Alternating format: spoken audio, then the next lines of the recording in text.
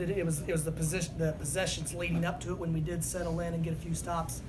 We had some pick six turnovers, which led to the easy baskets, leak outs for them. Those were the most glaring plays that we wish we could have back. We really fought in the second half, got back to our identity, getting on the offensive glass and playing with more spirit and more energy. I was a little bit disappointed that we didn't come up with more loose balls. I felt like Southern Miss got majority of the 50-50 balls, which in league games, when it's coming down to one possession, if you can get those here and there, you give yourself a better chance to win. When you look at the box score for that second half, you see 45-36. You assume, okay, I bet you played pretty well. But just watching you guys, the eye test, you're right. The identity changed. What'd you say to the guys at halftime? Right? It was more about just questioning who we are and what we're going to be. We talk about our love for each other and the team that we have, the guys really pulling for each other and being great teammates. And then we talk about loving to compete. And I talked personally about loving adversity. And so the things that they really took to heart. And then it was a tough stretch. We were having trouble stopping Griffin, and we were down 11, and it was a gut check time, and the guys fought and battled. We just didn't make enough plays at the end to win the game. And you put up 72 against a really good Southern Miss defense. We did. I wish we could have put up 75. And mentioning that, Coach, obviously you guys had that close one at FIU, down to like tipping, or like, how does this one hurt in terms of how close you guys were at home? They both hurt. This one hurts a little bit more because the turnovers that led up to it. I wish we could have had those back. And it wasn't just the guy turning it over. We had bad spacing. I probably should have just called timeout. We've had success just getting up before the defense was set. And in hindsight, I wish we would have just called a set and called it out, but our guys had a lot of success just attacking before the defense was set this year. So in hindsight, if it didn't work, you should have always done something differently.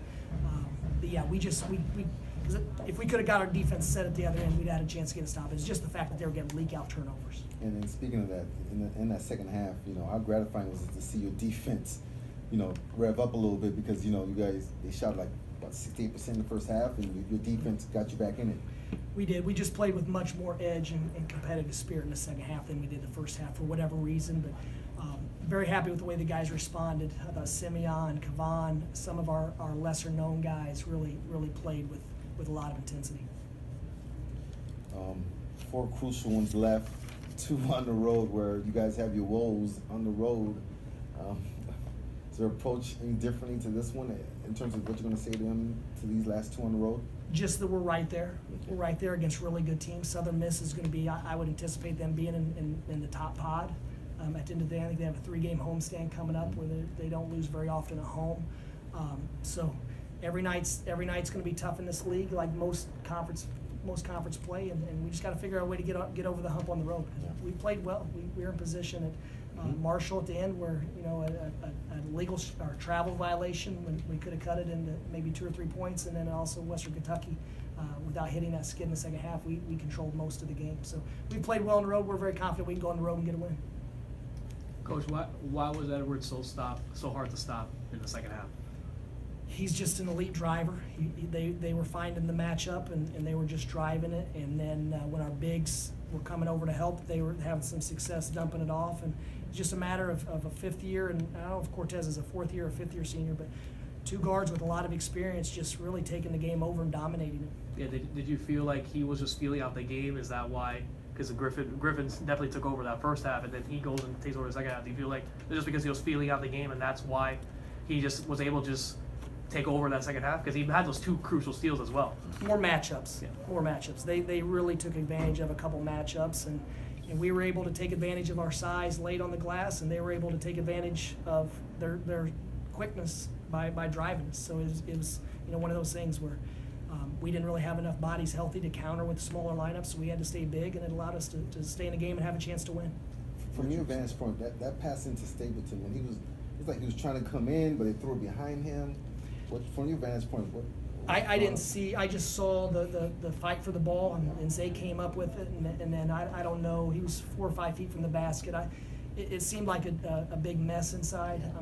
I'd have to look at the tape to see exactly what happened, but That's a shot Zay had just made a couple minutes before in a similar position, and you know, once again, the ball just didn't drop at a crucial time.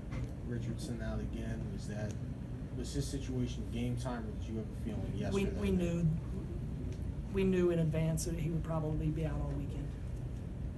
When Adger's going up for that half-court heave down at the end, what's going through your head at that moment? That I wish that we had another timeout. You obviously don't want to run that close to the ball. They weren't really pressuring. We could have advanced it up the floor a little bit. Just something we have to continue to learn and grow from. And what's weird too, they only took their first free throw in the second half. Like 34 minutes into the game. Yeah. Yeah. And you guys only took 4 at one point, or 3. It was. At one point, it was 2 to when we went to the line for our third and fourth free throw late. There had been 2 free throw shot the entire game. Yeah, that's how close and wide it was. You guys, it's one of those games. I don't know. It's good. And then they stepped up and made their free throws down Yeah. the stretch. Yeah. Yeah, Coach, if you would have said 14 threes made, you'd probably think FAU would have won this game, right? Absolutely. Thanks, Coach. Thanks, Thanks, Coach.